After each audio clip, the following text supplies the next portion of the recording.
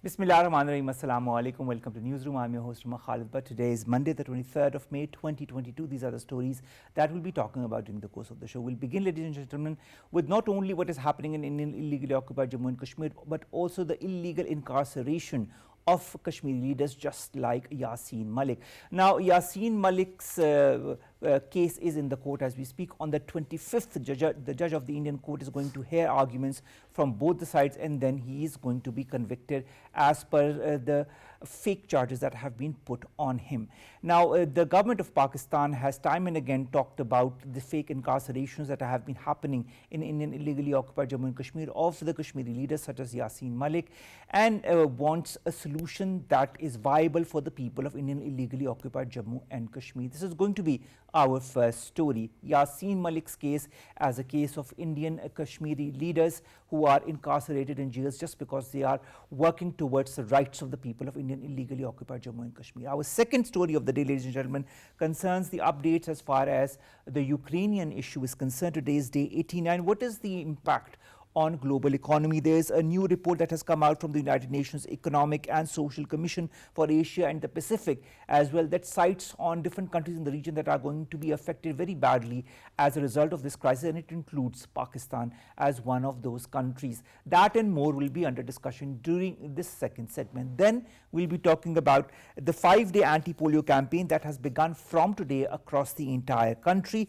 Approximately 43.3 million children under the age of 5 will be administered this anti-polio vaccine. This is going to be our third story. Then our fourth story, ladies and gentlemen, concerns Saudi Arabia that has banned citizens from traveling to 16 countries following the re-outbreak of COVID-19. These countries include Lebanon, Syria, Turkey, Iran, Afghanistan and India, among others, not Pakistan. Well, also we'll be talking a little bit about monkeypox. That is another new viral outbreak that has come to notice by the United Nations, the WHO. Then finally we'll be talking about Professor Zulfikar Bhutta of the Aga Khan University, who has been ranked among the top 100 medicine scientists in the first edition of the Top Scientists Rank for Medicine. This was published by research.com, one of the major knowledge centers for research. Congratulations, Dr. Bhutta. We are extremely proud of people like you who are making a mark for Pakistan across the world. Let's begin with our first segment, and that concerns the incarceration of Kashmiri leaders, those who are trying to work towards the rights of the people of Indian illegally occupied Jammu and Kashmir. In the following report.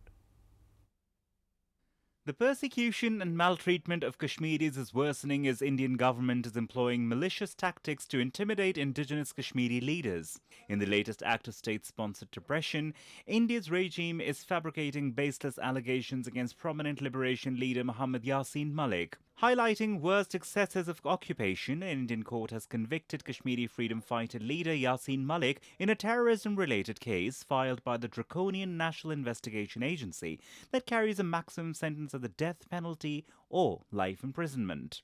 During the hearing, Yasin Malik protested the charges, citing that terrorism-related charges leveled against him are concocted, fabricated and politically motivated.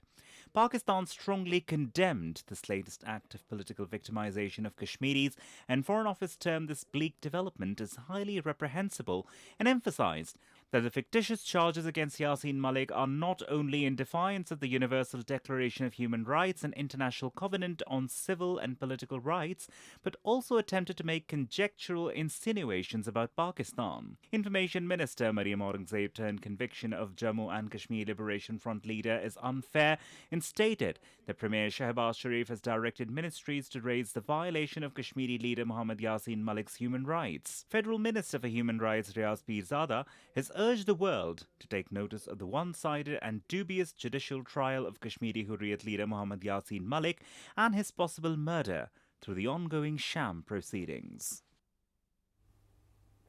Altaf Hussain, senior Kashmiri leader, joins us in the studio. Vani Sahab, thank you very much to have joined us. Vani Sahab, a 30-year-old concocted case. International media like Al Jazeera calls it political vendetta. Yasin Malik's case, why is it being made as an example by the Indian media and the Indian government? You see, if we trace the history of Indian judiciary or Indian government pertaining to Kashmir or the political leaders of Kashmir, we come to know that Indian judiciary or any other organ of the Indian government has never been fair to the Kashmiri leaders. and always there have been concocted cases, there have been fabricated charges leveled against leaders, and they have been made victim of that. When we take the case of Yasin Malik Saab, if we come across, Yasin Malik is a political leader. He is a leader, liberation leader of Kashmir. He has served whole of his life for a cause. When it comes to the charges which have been leveled against him, that of terrorism and raising funds for terrorism and all that, if the Indians will recall themselves in 1994 when Yasin was released from the jail after a prolonged detention, all those cases against him were suspended, and thereafter the government of India had a round of talks with the Yasin and other political leaders for the peaceful resolution of Kashmir issue.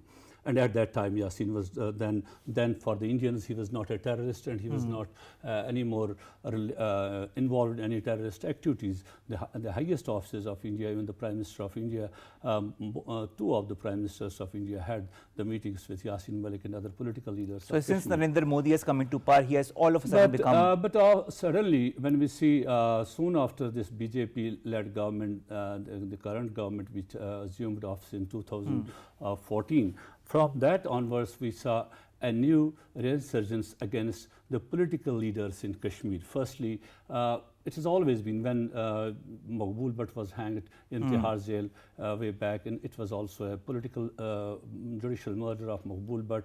And thereafter, when we saw the Afzal Guru's case in 2013, when Afzal was hanged, and Indian court is on the record that there is no prima facie evidence against Afzal, but we have to satisfy the general conscience of the Indians. And now in Yasin's case, when we see, this is not only Yasin Malik's case, these charges have been leveled against all the political leaders who are presently in Delhi's Tihar jail, be it Masrat Alam Bhatt, be it Shabir Ahmad Shah, be it Naeem Ahmad Khan, Asya Indrabi, or for that matter, we have seen Qasim Fakhtu, who has been in jail for a very long time, and he was sentenced to life imprisonment. No, is Yasin Malik Wani Saab being put as a test case? It is a test case. What I say, in Yasin's case, but Yasin has stated time and again that I'm not being, firstly, I was not produced before the court physically, and I was on video conferencing and all that, and we know Yasin is not good at health. He is facing a lot of ailments, and he was not able to hear any of what the court was saying or what the prosecution was saying. So he was not able to answer any of things. When he was produced to the court, he said, the charges you are leveling against me, if you will allow me to speak, I will speak. But he's not being allowed to speak, but he's not being allowed to speak. This means that Indians, we saw, if you go slightly back, from 2 months back, a film was released by the Indians, the Kashmiri Files. And that film, they made a basis for it, that we have to put someone to make someone's scapegoat in Kashmir. That's why they tried to, in that film, they portrayed Kashmiris as the killers, and Yasin, one of them. He was the front runner for that. And then there was a hashtag in India, hang Yasin Malik. Yes. And then Indian courts, Indian media itself propagated that Yasin pleaded guilty himself. He accepted all those charges. When this While is this is not true. Yasin did not accept any of these charges. Yasin said, if you allow me to speak, I will speak. But he is not being allowed to speak. Now we see that when they made this, that hang Yasin, it's again we see a conspiracy, the way the Indians put forward their policies since 5th of August 2019 by abrogating the articles and putting Kashmir under the whole total siege, and then making lots of changes, constitutional changes, as well as the So Yasin Malik is being used as a pawn in a larger conspiracy. Now they want that the test case for Yasin to award him a sentence, or whatever that may be, by we fear that Indians are going to give him the highest to satisfy their own Hindutva conscience, which they have been doing. So, but what we see, unfortunately, this case again, the Indian judiciary has again been at the side of oppressor. They did not provide any of the free opportunity or the fair trial to Yasin Malik or any of the detainees in the Tihar jail, presently in the Tihar jail. In Yasin's case, we see that NIA formed the charges against Yasin, sedition, charges against hatred conspiracy against the Indian state. You see, he is a freedom fighter. He is fighting for a cause, the cause that has been guaranteed to him by the United Nations Security Council. Not one time, but so many times. So many times. It is that the right to self-determination is the basic and fundamental rights of any person. And what Yasin pleads, what Yasin has been doing is that he has been pleading the right to self-determination for people of Kashmir, and that too peacefully. We see that he was the one who arranged the torch marks, who marched in Kashmir. He is the one who arranged the signature campaigns for a peaceful resolution in Kashmir, not only in Kashmir, in Pakistan, and also abroad. He went to the United States, he went to the UK and other places. So he has been consistently pleading that the Kashmir issue should be resolved through peaceful means. But what India wants to make a test case of Yasin. They want to, the Hindutva regimes, they want to make Yasin an example and then follows the others, then follows the other leaders who have been framed the same charges by the court. Now, we've seen Pakistan also react very strongly as far as the trial of Yasin Malik is concerned. On the 19th of May, the Indian court convicted Yasin Malik of terrorism. On the 20th, Pakistan condemned in the strongest of terms this conviction and called this trial a sham trial as well, and also said that this is a trial that is not being conducted properly. It called it highly reprehensible, this development, and said that fictitious charges against him were not only in defiance of the Universal Declaration of Human Rights and International Covenant on Civil and Political Rights, but also attempted to make insinuations about Pakistan.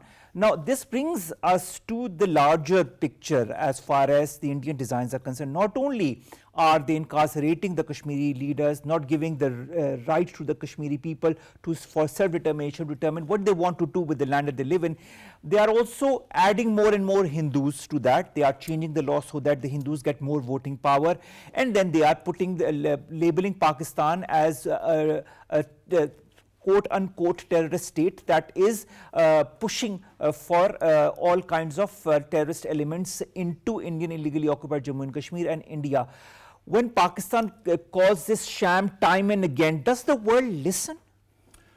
I think worse, unfortunately, the world at present, what we see is rather divided in this. But we have seen in Yasin's case or in other cases, most of the cases, the World Human Rights Organizations have come forward with the statements asking the government of India to provide a fair trial to the detainees who are in the jail. But what India has been doing since last 33 years almost, in all directions where they failed to suppress the people's resistance in Kashmir, they put a blame on Pakistan. This is what BJP sells in India to cement their vote bank. Their only thing is, on one hand, they blame the Muslims of Kashmir. On the other hand, they brand Pakistan as terrorist state, and in order to cement their vote bank. This has been a phenomenon in this BJP's regime. Time and again, they are doing this and trying to win the elections. Unfortunately, this has fragmented Indian society to a large extent. Now, the whole of India, most of the Indian civil society, which was once talking about the human rights issues of Kashmir, they have been silenced. They are not even allowed to talk. All those people who used to talk on the human rights situation in Kashmir, they have been put behind the bars. They have been also labeled as agents, some Naxalite agents, some the agents of Pakistan, some other things. And now each and every space to speak for the people of Kashmir has been choked in India. But at international level, as we are talking, most recently we had a debate in the House of Lords in the UK Parliament, where Lord Qurban and many other lords did took the issue of Yasin's trial in the House of Lords, and Lord Tariq, who is the Secretary of Commonwealth and Foreign Affairs for Asia, he responded that we are closely monitoring the Yasin's case, which is a good thing, but at the same time, I must say that international community must not only watch it, or take out statements, they have to translate that into action. They have to put pressure on the government of India. As we know, government of India has been doing these things for a long time, and there has been no condemnation, there has been no accountability of the government of India's fascist acts which they are taking place in Kashmir. What government of India is doing currently, what they did, the delimitation in Indian occupied Kashmir, in order to divert the attention from the delimitation, which is a huge thing in Indian occupied Kashmir, by making delimitation. It by changes the entire status of the held valley. Between people of the Muslims of Kashmir, they speeded up the trial of Yasin and others, and in order to focus the attention towards a different things, they are trying different things in order to divert our attention. So that the delimitation laws are put into place, and they have been put into place. They have been put into place. But it's good that Prime Minister of Pakistan and the Human Rights Minister, and as well as the Minister of Information, did talk of this issue. But I think Prime Minister of Pakistan should himself write to the United Nations Human Rights Secretary General and High Commissioner and others. And so I'm thankful also to the Foreign Minister of Pakistan, Bilal Bhutto Zardari, who did talk of it. And we hope that all political leadership beyond the party lines should come up with one thing in order to save the lives of the Kashmiri political leaders. This is one. The other thing is to give India a collective answer to their allegations towards Pakistan. This is what is the need of our. You know, there is so much more to Indian designs than Indian illegally occupied Jammu and Kashmir. Indian illegally occupied Jammu and Kashmir, Yasin Malik, these are, you know, little chapters in a whole big book that India is rewriting as far as the region is concerned, that implicates the Muslims of Indian illegally occupied Jammu and Kashmir, of India, that implicates Pakistan, that puts all of these into bad light, and the Hindus of India into prominence. It's a huge and a very big plan of Indians, the way they are doing it, and they are pursuing it, and that is what needs to be a collective answer from the Pakistan, state of Pakistan, the Pakistan political parties at large, and thereby galvanizing support at international level, and in order to make India leave the politics aside. But Kashmir is the cornerstone of the Pakistan's foreign policy, and Kashmir is the lifeline for Pakistan's jugular vein of Pakistan, as the Qaid has said. So Pakistanis need to act together on it and leave all the politics. True. You know, you talked about the collective resolve by the people. If you remember well, on the 12th of May, as far as illegally occupied Jammu and Kashmir is concerned, there was a resolution that was passed on the 12th of this May that called upon the international community to ensure accountability of India's grave and persistent violations of human rights and war crimes in Indian illegally occupied Jammu and Kashmir. Then the OIC on the 13th of May, also the Independent Permanent Human Rights, in a strong language also condemned the delimitation that you've just talked about, through which these Hindu majority areas of held Kashmir are being given more seats in the Indian legislature. The words are being put up. I mean, the statements come up. Pakistan can only help to a certain limit, politically, morally, diplomatically. It cannot go beyond a certain limit. The OIC is there. Why doesn't the OIC, in your point of view, should the OIC become more proactive as far as India is concerned? Pakistan is a party to the dispute. Pakistan has to do more. Pakistan is a party dispute. Pakistan is not just to help the Kashmiris morally, politically or diplomatically. Pakistan is a party to the dispute. They have a responsibility as a party. They have a responsibility as a supporters of Kashmir, moral responsibility as a supporters of Kashmir's right to self-determination movement. But on the other hand, Pakistan is a party dispute. So it is Pakistan, is the government of Pakistan, which has the responsibility to knock the doors of international community, to knock the doors of each and every international body, to knock their conscience on this issue and to save the lives of the people of Kashmir. At present, it is urgent to save the life of Mohammad Yasin Malik and other Kashmiri political leaders. Now, when you talk of Pakistan's proactive role as far as Indian held Kashmir is concerned, or what is the plight of Indian Muslims in the Indian held valley is concerned, what would you suggest, in your point of view, needs to be done at the moment? We have Yasin Malik's trial that is in progress, or we don't know what's going to happen on the 25th. What kind of charges are going to be leveled on him?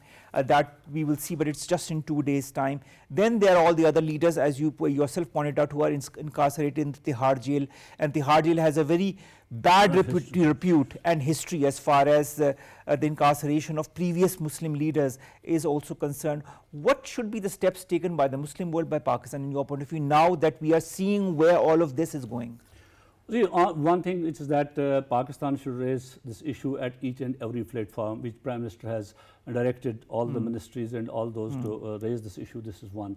I think I will suggest also, if Pakistan can get support for that, to call for an urgent session of UN Human Rights Council on the Kashmir issue, on the plight of Kashmiri political leaders, the way India is going to hang them. This is one of the things which should be done, which has been done in case of Ukraine, which has been done in many other cases. So this can be done also. This should be done, and for this Pakistan should make efforts for that. And other things are there which Pakistan has been doing, and those should continue. It should not be a one-day affair from a minister or from an office. It's a day-to-day work. It's 24 hours work. We have to keep it on.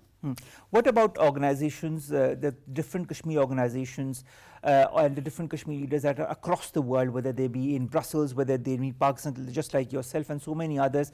How important has their role been also to highlight the Kashmir cause? Because one is to highlight the Kashmir cause, the other is to muster the support for Kashmir cause. True. You see, the Kashmiri leaders or Kashmiri diaspora or Pakistani diaspora around the globe have been doing their bit in order to create an awareness on the global front, to reach out to the general public, to reach out to the parliamentarians, to reach out to the think tanks, to reach out to the human rights organizations. That's what they can do. But you know, at the end of the day, it is the governments which make a difference. It's the government which makes difference. Their role is that they create an awareness, and by that awareness we saw the international human rights watchdogs have been condemning the Indian Act. They have been issuing the reports on it. Human Rights Office has issued reports on it. They are monitoring the situation. Each and everybody is monitoring the situation. But when it comes to the support, UN human rights system is based on the political basis. It is the Human Rights Council, which is the political body which decides the things on political front. So we need the support of the governments, and government support is only achieved through the government. All right, well said. And I hope, I mean, there's also the whole factor that there are certain governments in the West, Wani Saab, that openly support India because of their policy against China or to counter China, and that is why that is what India is taking full advantage of, you know, under the current circumstances, and it is going forward with whatever it is doing, and it is not getting as much of negative reaction from the big countries or the big powers that be just because of this fact. Let's hope, Wani Saab, that powers and countries such as Pakistan, such as the OIC, such as other important countries in the West also, that understands Pakistan's point of view as far as Indian illegally occupied Jammu and Kashmir is concerned, that understand the Kashmiris' point of view as far as the incarcerated leaders such as Yasin Malik in illegally occupied Jammu and Kashmir is concerned. And we can only hope, Wani Saab, for a just solution. We can only pray for that. We can work towards that, as you said, because it's just not words, it's with action, it's with continuous resolve that things will go in the right direction. Thank you very much, Altaf and Wani Saab, to have joined us and to have talked to us about this very important case, that of Yasin Malik. Ladies and gentlemen, on the 25th, the judge is going to hear both sides to estimate what kind of charges are to be leveled against Yasin Malik. Well, we'll be updating you on that the day after tomorrow. Let's come to our second story, ladies and gentlemen, that concerns the update as far as the conflict between Russia and Ukraine is concerned. Today is the 89th day. What is the impact of global economy? More in the following report. A perfect storm created by the war in Ukraine combined with the effects of climate change pandemic has exacerbated global economic crunch and food insecurity. The 3-month-old Ukraine crisis saw Kiev's forces mount a counter-offensive. Ukrainian troops have recaptured towns to the north and east of the country's second city Kharkiv in eastern Ukraine. Ukrainian President Volodymyr Zelensky stated that Russia's renewed offensive in Ukraine's Donbas region has destroyed the eastern region and turned it into hell. The United States has accused Russia of holding the world's food supply hostage, as United States Secretary of State Antony Blinken demanded that Russia lift its blockade of Ukraine's Black Sea ports and enable the flow of food and fertilizer around the world. Russian President Vladimir Putin lambasted that West had triggered a global economic crisis and a wave of ruinous inflation by imposing on Russia the most severe sanctions in recent history over the conflict in Ukraine. U.S. Senate overwhelmingly approved a new $40 billion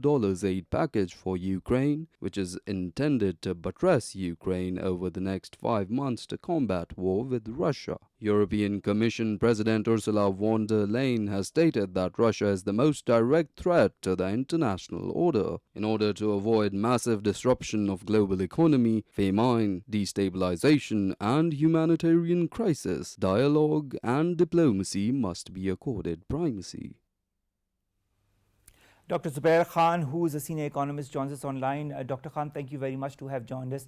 Dr. Khan, the implications as far as this conflict is concerned that has now entered its 89th day are getting more and more severe, whether it be economy, whether it be politics, whether it be diplomacy, whether it be weaponization in the region. More and more developments are occurring that are not going in the right direction. What is your take on how the situation is going to develop in the days that will come in, that is the next few weeks? Do you feel that this is going to further dent the economy of the world, of the region?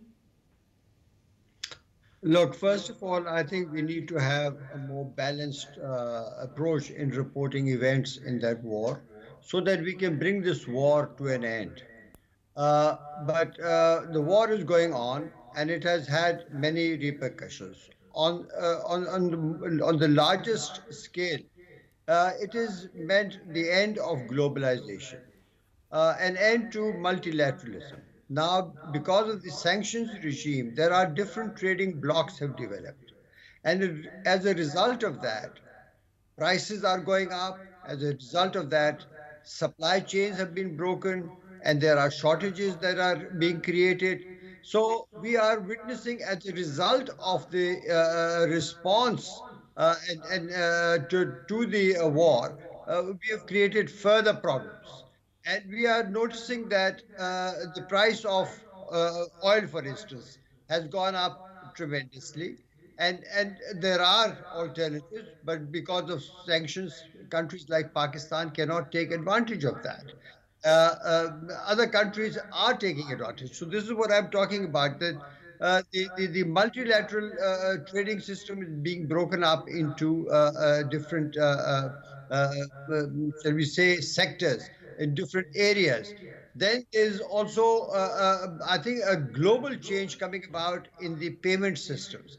So the dollar being the dominant economy, dominant currency is being challenged by actions from the United States itself. So we are seeing a new world trading regime, a new world, shall we say, payment regime taking place instead of the old one. Now, these things are going to cause a lot of disruptions. Typically, we have seen oil price increase, the wheat price. Now, Ukraine and Russia happen to be having a share of about 30% in global True. exports of wheat. Now, when the ports have been made ineffective because of the war, you can blame either side for it, but the point is that the war needs to stop. Now, because of the wheat shortages coming out of that place, the global wheat prices have risen to the highest level in recent history. And who will it impact most? the poor developing countries most. So we are seeing that the effect of all of this on this developing world are much greater than we are seeing on other economies. So, I mean, the actions being taken by, say, the two warring countries, by Russia in particular, may have caused a lot of, shall we say, loss of life and a lot of misery amongst the people. But on the other hand, the global response has not diffused the situation, has not taken care of the fact that the impact of the war is now spreading to the poorer countries. Time has passed, as you said, and the ripple effect, the ripples are beginning to reach the furthest corners of the world. So we That are is so seeing true. some very, very discomforting things. For Pakistan also, the impact is yet to come. We are facing our own problems. And I think there are a number of international IFIs who are pointing out that the impact would be the largest on countries that are already severely in debt. Pakistan is severely in debt. And we also have a political crisis. So I think that we need to sort of step back from taking political sides and dispassionately look at this and try and resolve these issues, because we cannot escape from global price increases All in right, when, you talked about the impact on different countries in the region, including Pakistan. I'd like to refer you to the United Nations Economic and Social Commission for Asia and Pacific report that lists 12 countries of the region that include Pakistan that are classified as countries in special situations and deemed more exposed to the ongoing war in Ukraine. And there are 4 reasons that it calls for why they have put these 12 countries in this report. And because there is a higher energy and food prices, smaller external financial outflows, rising financial costs, and a sudden shift in business sentiments. Apart from Pakistan, there is also Armenia, Cambodia, Georgia, Kazakhstan, Kiribati, the Maldives, Samoa, Solomon Islands, Sri Lanka, Tajikistan, and Vanuatu. When we also now have, as you yourself have pointed out, reports that the impact is now becoming more and more global, and even countries in the region such as Pakistan are being impacted by it. We also have the World Economic Forum that is going on as we speak, where the Ukrainian President Zelensky has also spoken, and of course from the Pakistani side, Mr. Bilawal Bhutto Zardari is going to talk as well. How important is the role of fora such as the World Economic Forum, maybe to diffuse the tensions or to bring forth some solutions as far as the economic crisis that has emanated because of Ukraine-Russia tensions? I'm afraid I don't have much, shall we say, trust in the World Economic Forum. It's a rich people's club where the rich and the big companies go there. But it's good to air these issues over there. This is not the forum which really addresses the plight of the poor and the middle income countries. All But right. it is good that it is even over there, these issues are being raised. And I think that it should be done in a manner that we try and address the fundamental concerns which led to the war. We must try and bring the war to an end, but not through further inflaming the war. So I think that we need to sort of, and each country must now realize that we must take advantage of the opportunities being provided by the different trading blocks that have been generated, those which are in the sanctioned regime and those who are outside the sanctioned regime. Pakistan, for instance, if we can get cheap oil from Russia, we should buy cheap oil from Russia. If we can get cheap wheat from Russia, we should buy cheap wheat from Russia. This is not our war, and we want the war to end. But we should not get involved in this global competition, which might even aggravate to a world war. So I think that that is something we must all be worried about and wary of. All right. Now you speak of a process that could end the war, and the best process is negotiations, is peace talks between the two sides. There have been two very important peace talks. The second seemed to be more optimistic, but we haven't seen any tangible results coming out of it. Now, Russia's lead negotiator in these peace talks with Ukraine said on Sunday, that was yesterday, that Moscow was willing to resume the negotiations, but that the decision remained with Kiev. And I would like to quote unquote what Vladimir Medinsky said: freezing talks was entirely Ukraine's initiative, and that the ball is entirely in their court. Zelensky also said that the war will only definitely end through diplomacy. How can this war end? I mean, on one hand, Ukraine says it will end through diplomacy, but is not moving towards talks with Russia. Russia said it agrees to talks, but that Ukraine is not coming to the talks table. How can both the sides come to the talks table? I think that both the sides will come to the table if the powers that are supporting the two warring factions also think that the war must come to an end. On the one hand, if we are inflaming the war, and on the other, we expect the two warring factions to sit down at the table, it's not going to happen. This is not how wars come to an end. There has to be a UN effort that, look, yes, we must stop the war, address the concerns that trigger it all off, and so that this never happens again. Now, you see, the territorial integrity of a country is absolutely sacred, and no one has contested that. But at the same time, there are genuine security concerns especially of the major powers.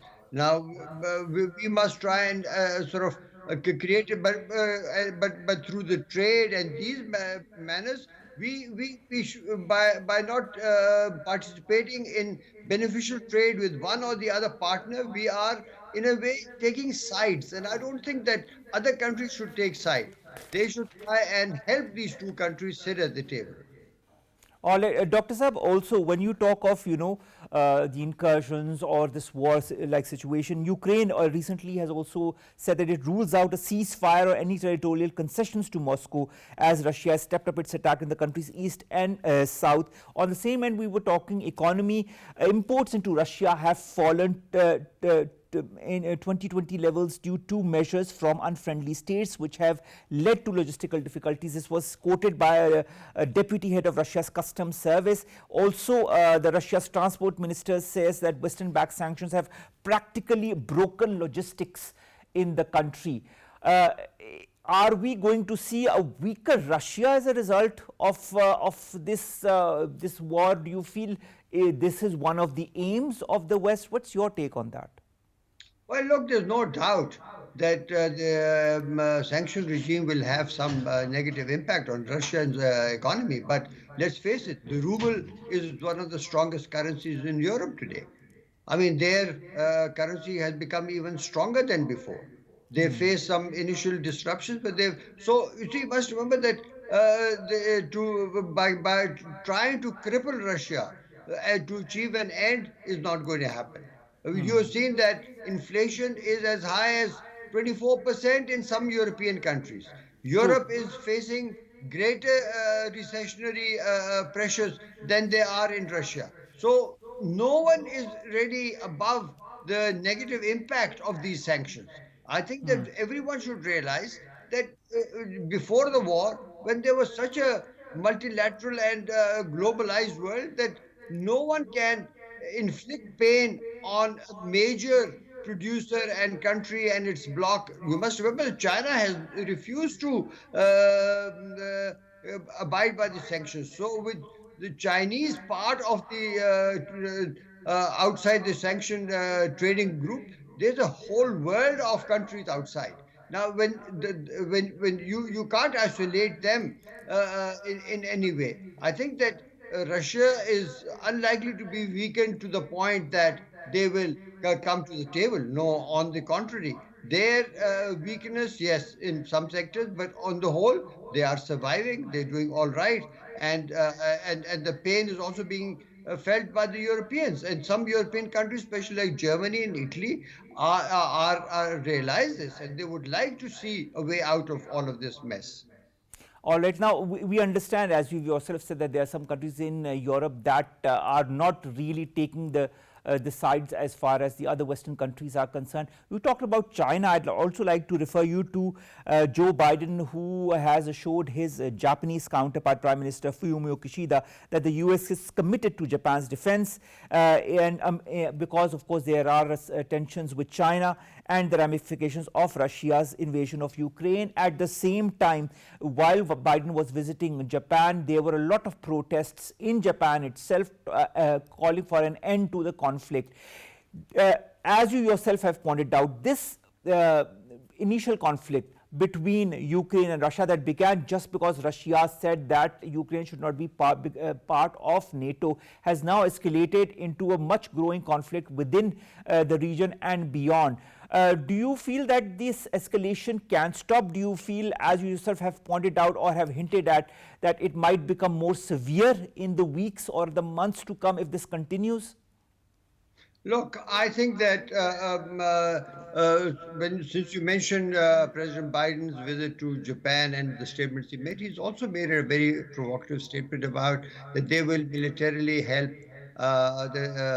Taiwan if Taiwan is attacked. First of all, China has not said anything about attacking Taiwan, but there is a one China policy which China has asked all countries to abide by, and the United States also abides by that. So to say things like this is provoke. I mean, China is unlikely to be provoked like Russia was. So, but still, let's face it, that this is not the way to move forward. If China has security concerns emanating from its border regions, I think they must be met. We remember that the Cuban crisis in the 1960s started because Russia was about to, the Soviet Union was about to place missiles in Cuba on the borders of United States. And the United States drew a line. So now Russia and China also have this same legitimate, shall we say, concerns about their immediate border regions.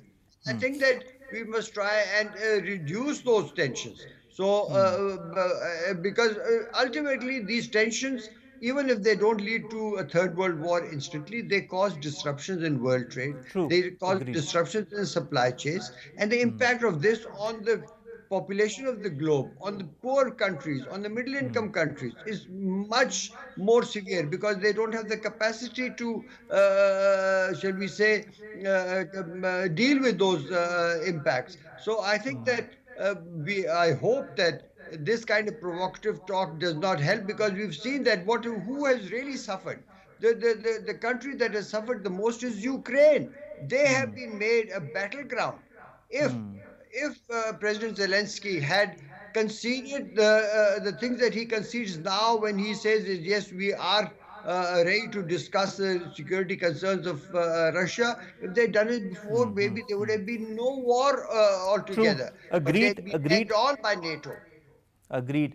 Thank you very much, Dr. Zubair Khan, senior economist, who have joined us. There are so many things that are developing at such a rapid pace as far as this Ukrainian crisis is concerned. All we can hope for is that there's some kind of ceasefire, there's some kind of talks between the two sides. There is some kind of willingness between the two sides for talks. So I think the countries that are behind it or that are supporting both the factions should also pressurize these warring factions to come to the negotiating table. That is how conflicts are resolved, through negotiations and not through escalations in war. We've seen this in the past as well. Let's come to our last stories very quickly. The first is the 5-day anti-polio campaign that has begun in Pakistan as we speak, starting from today. Around 43.3 million children under the age of 5 will be administered the polio drops.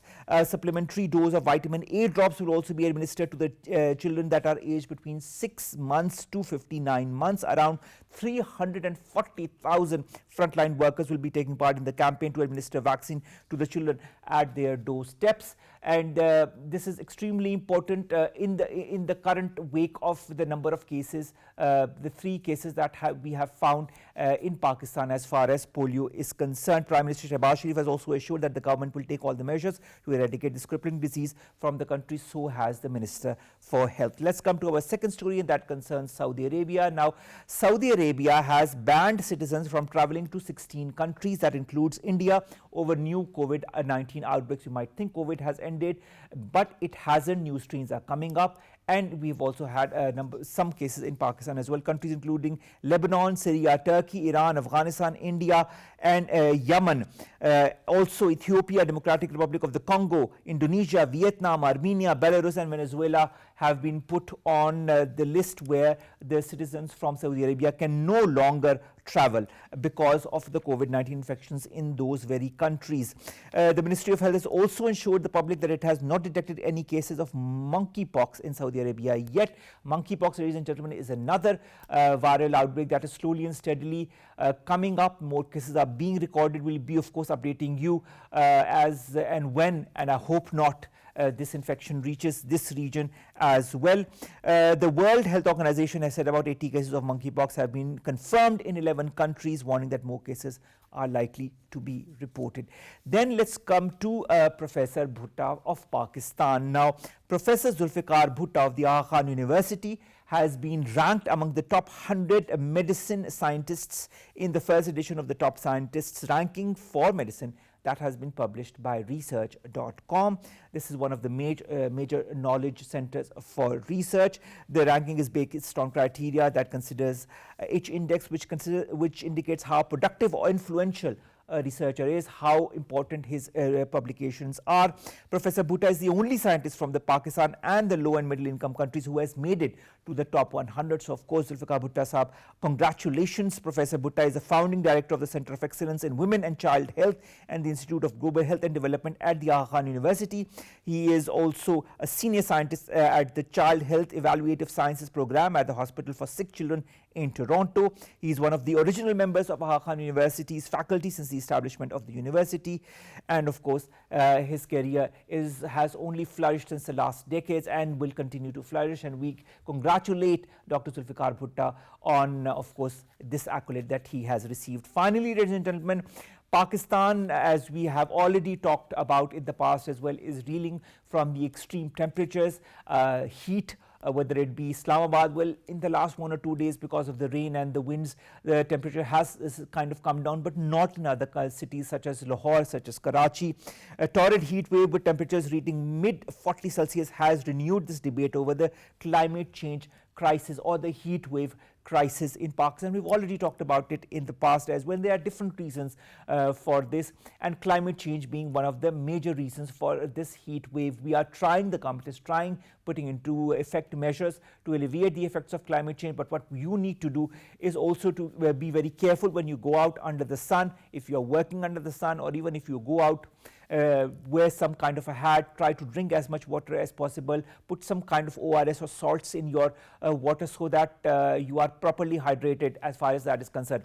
With that, we come to an end of today's newsroom. We'll see you inshallah tomorrow with news stories, a segment set pertain to us, you and Pakistan. Stay tuned, stay safe. Allah Hafiz.